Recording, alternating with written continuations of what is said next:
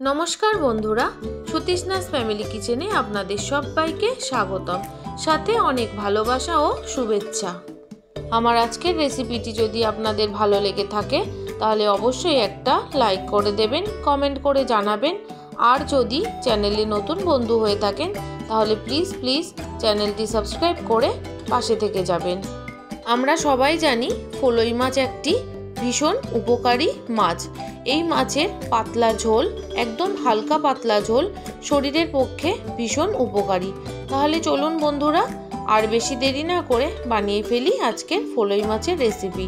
এখানে আমি নিয়ে নিয়েছি 3টে বড় সাইজের ফলই মাছ। তবে এতটা পরিমাণ মাছ আমার লাগবে না, যতটা লাগবে আমি ততটা দিয়েই কিন্তু ঝোলটা বানিয়ে দেখাবো। এছাড়াও নিয়েছি একটা বেগুন, দুটো আলু, 4টে কাঁচা লঙ্কা, একটা মূলো, টমেটো আর কয়েকটা শিম।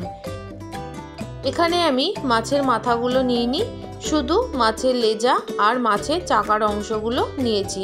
এখানে আমি 6 পিস মাছ নিয়ে নিয়েছি। এবার আমি মাছগুলোকে পরিমাণ মতো নুন আর পরিমাণ মতো হলুদ দিয়ে 15 থেকে 20 মিনিটের জন্য মেখে রাখবো। তবে বন্ধুরা এই মাছে কিন্তু প্রচণ্ড পরিমাণে কাটা হয়।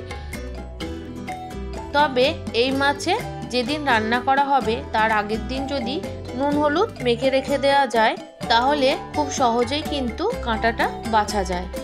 এবার আমি সমস্ত সবজিগুলো কেটে নেব। প্রথমেই আমি কেটে নিচ্ছি বেগুন। আমি কিন্তু খুব বেশি সরু সরু করে কাটবো না, একটু মোটা মোটা করেই বেগুনগুলো কাটবো। বন্ধুরা বাটা মশলায় ফলি মাছ বা ফলই মাছের ঝোল যেমন সুন্দর খেতে হয় তেমনটাই কিন্তু উপকারী। এবার কিন্তু আমি মূলোটা কেটে নিচ্ছি। মূলোটা আমি কিন্তু দেখুন খুব পাতলা পাতলা করে কেটে নিচ্ছি। আপনারা তো অনেকেই আপনাদের মতো করে ফলি মাছ বা ফলই মাছ রান্না করেছেন, তবে একবার আমি যেভাবে বানাচ্ছি এইভাবে বানাবেন। আশা করি আপনাদের ভীষণ উপকারও হবে আর খেতেও ভালোই লাগবে। এবার আমি কেটে নিচ্ছি আলু। আলুগুলোকেও কিন্তু আমি একটু পাতলা পাতলা করে কাটবো।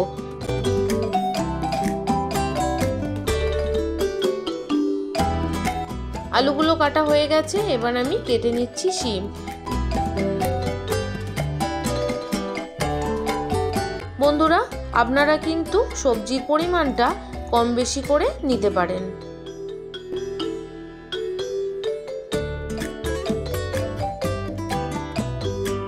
শিমগুলো কিন্তু আমি একটু বড় সাইজের করেই কাটছি। এবার আমি কেটে নিচ্ছি একটা টমেটো। এখানে কিন্তু বড় সাইজেরই একটা টমেটো আছে। এবার আমি কাঁচা লঙ্কাগুলো একটু চিড়ে নিচ্ছি। তবে ঝালটা কিন্তু পুরোপুরি আপনারা আপনাদের স্বাদ অনুযায়ী দেবেন। ফাইনালি সমস্ত সবজিগুলো কাটার পর আমি একবার দেখিয়ে দিলাম। মশলার জন্য এখানে আমি নিয়ে নিয়েছি বড় চামচের 1 চামচ গোটা জিরে আর গোটা ধনে। এটা আমি শিলনোড়ায় বেটে নেব। এবার কড়াইয়ের মধ্যে দিয়ে দিলাম সর্ষের তেল। এই মাছের রেসিপিটি আমি কিন্তু সর্ষের তেল দিয়েই বানাবো। তবে আপনারা চাইলে সাদা তেলের ব্যবহার করতেই পারেন, কিন্তু চেষ্টা করবেন সর্ষের তেল দিয়ে করার। সর্ষের তেল দিয়ে কিন্তু ফলই মাছের ঝোলটা খেতে বেশি ভালো হয়। তেলটা খুব ভালো করে গরম করে নিয়ে কড়াইয়ের চারপাশে লাগিয়ে তারপর মাছগুলো ছেড়ে দিচ্ছি।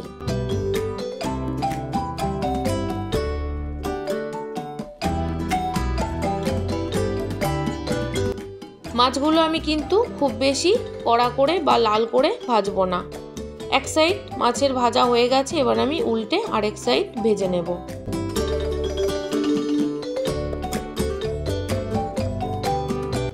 যে কোনো মাছের উপকারী ঝোল বানাতে গেলে কিন্তু মাছগুলো একটু হালকা করেই ভেজে নিতে হয়।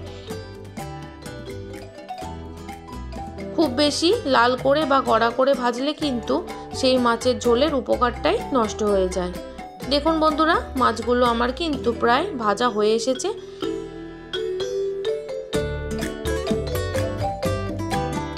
এবার আমি মাছগুলো তুলে নেব। যে সকল বন্ধুরা প্রত্যেক দিন আমার ভিডিও সম্পূর্ণভাবে দেখেন তাদের সবাইকে জানাই অনেক অনেক ধন্যবাদ, সাথে অনেক ভালোবাসা। আর আজ যারা আমার চ্যানেলে নতুন এসেছেন তাদেরকেও জানাই অনেকটা পরিমাণ ভালোবাসা। যদি রেসিপিটি ভালো লেগে থাকে তাহলে অবশ্যই সাবস্ক্রাইব করে পাশে থেকে যাবেন, আর একটা লাইক করে ছোট্ট কমেন্টের মাধ্যমে জানিয়ে দেবেন যে রেসিপিটি আপনাদের কেমন লাগলো।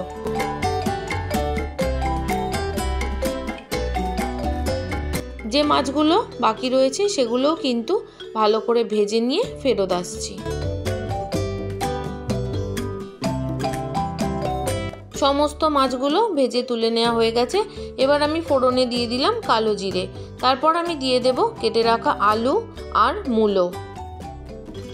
আলু আর মূলোটা যেহেতু ভাজতে একটু সময় লাগে তাই এগুলো কিন্তু আমি আগে একটু ভালো করে ভেজে নেব।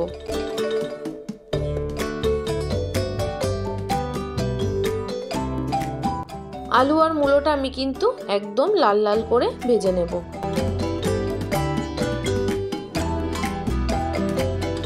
বন্ধুরা, আপনারা তো অনেকেই আপনাদের মতো করে ফলই মাছের রেসিপি বানিয়ে থাকেন, তবে আমি যেভাবে বানাই সেটাই আমি আপনাদের সাথে শেয়ার করছি।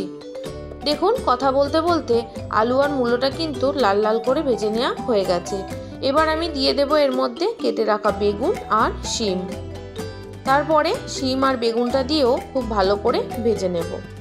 দেখুন বন্ধুরা, দু একটা শিম কিন্তু একটু ছোট সাইজের ছিল বলে আমি গোটা গোটাই রেখে দিয়েছি। এবার আমি দিয়ে দিলাম পরিমাণ মতো নুন, আর সাথে দিয়ে দেব পরিমাণ মতো হলুদ।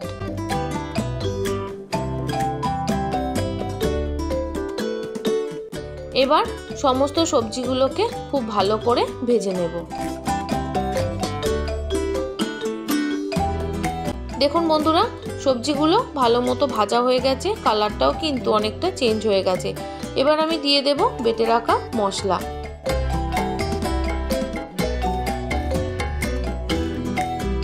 এবার সমস্ত সবজিগুলো মশলার সাথে খুব ভালোভাবে কষিয়ে নেব। যে কোনো মাছের ঝোল বা যে কোনো তরকারি বাটা মশলা দিয়ে কিন্তু ভীষণ ভালো স্বাদ হয়। দিয়ে দিলাম সামান্য একটু মশলা ধোয়া জল। এবার আবারও ভালোভাবে কষিয়ে নেব। দিয়ে দিলাম কেটে রাখা টমেটো আর ঝালের জন্য চিড়ে রাখা কাঁচা লঙ্কা। আমি যেহেতু এখানে উপকারী ঝোল বানাচ্ছি তাই আমি কিন্তু শুধুমাত্র কাঁচা লঙ্কা দিয়েই বানাবো। ঝালটা কিন্তু আপনারা পুরোপুরি আপনাদের স্বাদ অনুযায়ী দেবেন। খুব ভালোভাবে কষিয়ে নেওয়া হয়ে গেছে। এবার আমি দিয়ে দেব পরিমাণ মতো জল।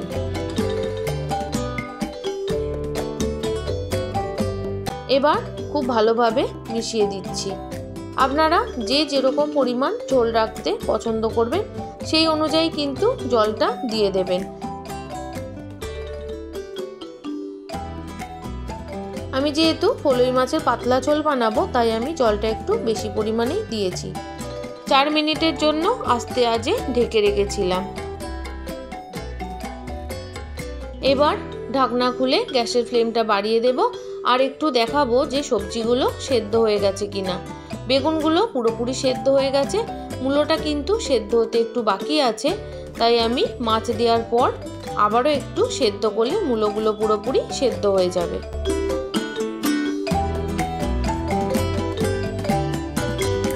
এবার আমি মাছগুলো দিয়ে দিলাম, তারপর আবারও ঝোলের সাথে একটু ভালোভাবে মিশিয়ে দেব।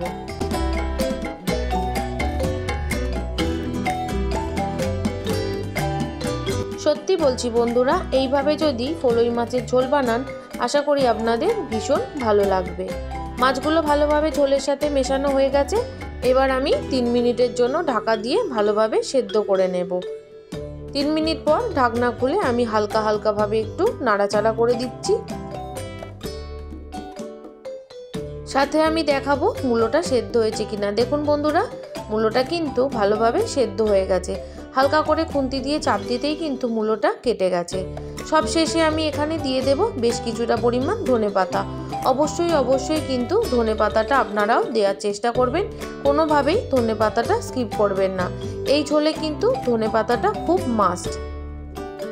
ধনেপাতাটা দিয়ে আমি আবারও ভালোভাবে নাড়াচাড়া করে 1 মিনিটের জন্য কিন্তু জোর আঁচে ফুটিয়ে নেব। বন্ধুরা, ফলুই মাছের যদি উপকারী রেসিপিটি আপনাদের ভালো লেগে থাকে তাহলে অবশ্যই একটা লাইক করে দেবেন, কমেন্ট করে জানাবেন আর অন্য বন্ধুদের সাথে শেয়ার করে দেবেন। 1 মিনিট হয়ে গেছে, এবার আমি গ্যাসের ফ্লেমটা বন্ধ করে দেব। তাহলে বন্ধুরা, আমার সাথে এতক্ষণ জুড়ে থাকার জন্য আপনাদের সবাইকে অসংখ্য অসংখ্য ধন্যবাদ। আপনারা সবাই ভালো থাকবেন, সুস্থ থাকবেন। কাল আবারও একটা নতুন রেসিপির সাথে চলে আসছি।